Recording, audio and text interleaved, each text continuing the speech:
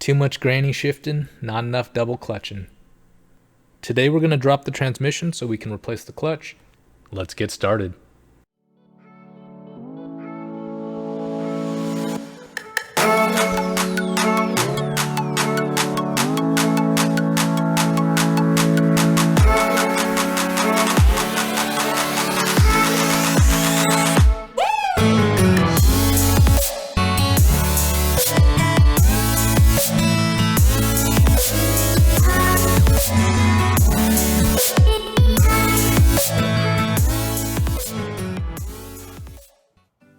Overall, this job isn't too bad. Initially, I thought it would be a little bit daunting, but even without a lift, I think it's totally doable on jack stands. So at a high level, what we need to do is disconnect the power plant frame, PPF, remove the entire exhaust, disconnect the drive shaft, move the starter out of the way, unbolt the bell housing from the transmission, and remove the clutch. Easy peasy, right? Disconnect your battery or turn off your master kill switch before you start working on your car. Because we're moving the starter out of the way, there's a chance you might short the positive and negative terminals. Start by removing the bolts that hold the PPF in place. Quick shout out to KC Tool. Thanks for hooking us up with a discount on shop tools. Consider taking the money you've saved on this DIY maintenance and picking up some quality German tools from these guys.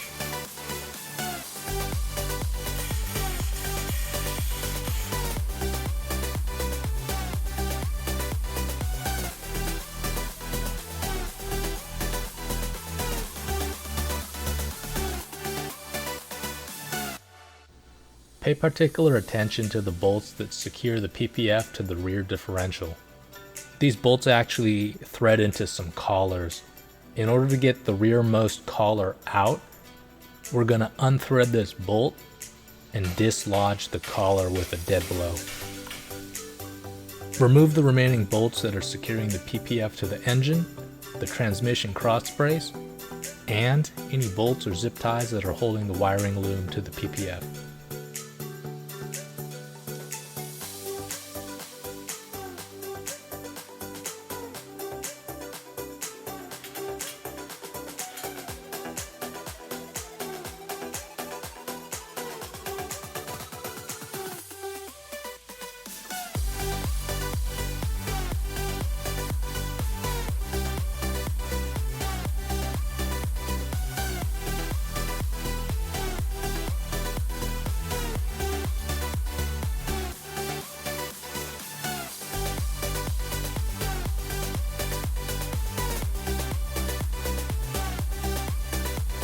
Pry the remaining collar out of the PPF. Since this is metal, there's not a whole lot of give, so you're only going to be able to pry each side a little bit at a time.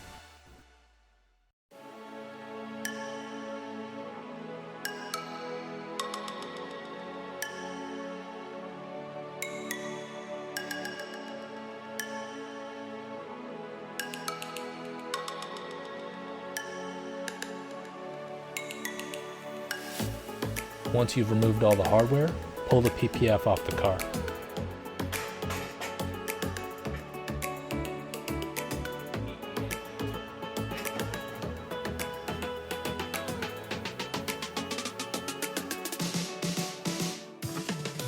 Before we can disconnect the drive shaft, we'll need to remove the hardware securing it to the rear differential. Make sure the car's in neutral so you can rotate the drive shaft as you work.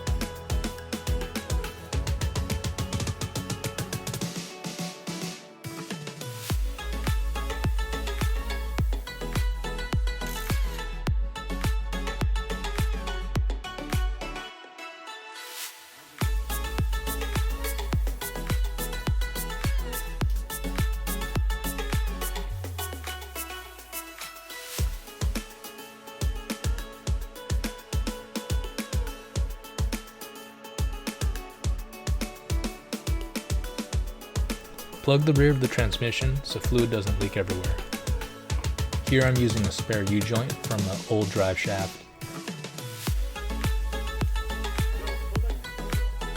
Disconnect the speedometer cable if you've got one.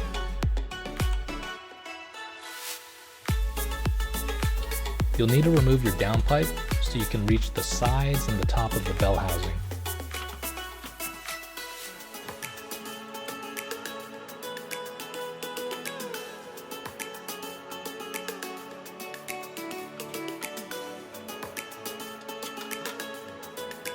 Depending on your car, you may need to remove this in pieces, or you might be able to drop the whole thing out at once.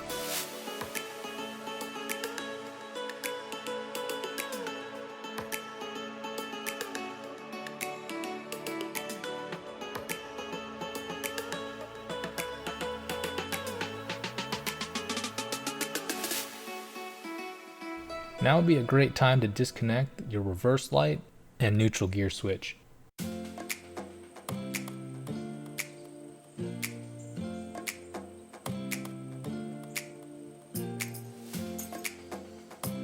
With everything out of the way, we can remove the bolts that secure the bell housing. Before we get started, let me walk you through the position of all the bolts and any brackets you might need to remove. The bell housing is held in place by 11 bolts. I'm a visual person myself, so I put together this diagram to help with assembly and disassembly. All of the bell housing bolts are either a 14 or a 17 millimeter. I've called out long bolts with an L, 14 millimeter bolts with circles, and bolts that thread into a nut with a square. I jammed my camera at the top of the transmission tunnel so you could see the top bolts. Here's a better view of bolts 6 through 9.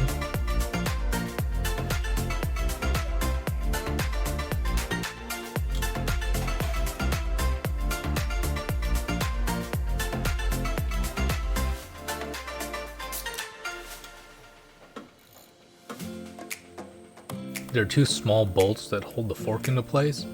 These are not indicated on the diagram.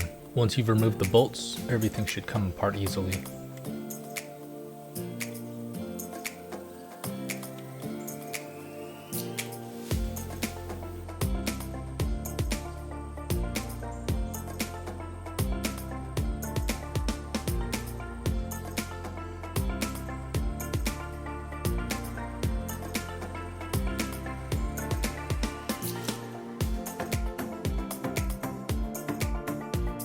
Once you've removed all the bolts that are holding the bell housing in place, verify you've moved your starter out of the way, disconnected your neutral and reverse wiring. You can pull the transmission. The transmission itself isn't actually that heavy, it's about 80 pounds. And if you, like myself, forgot to disconnect some electrical connections, you'll find out right about now.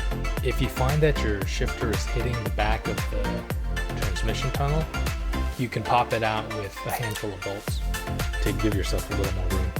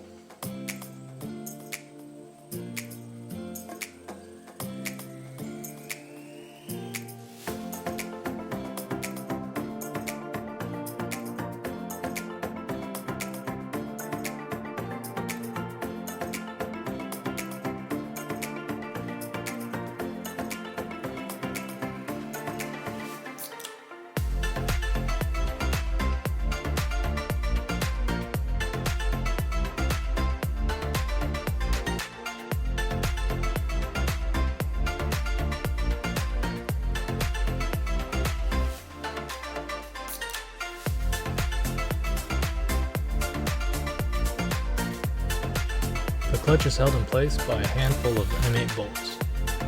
Remove these and you are on the home stretch. Alright, that's it.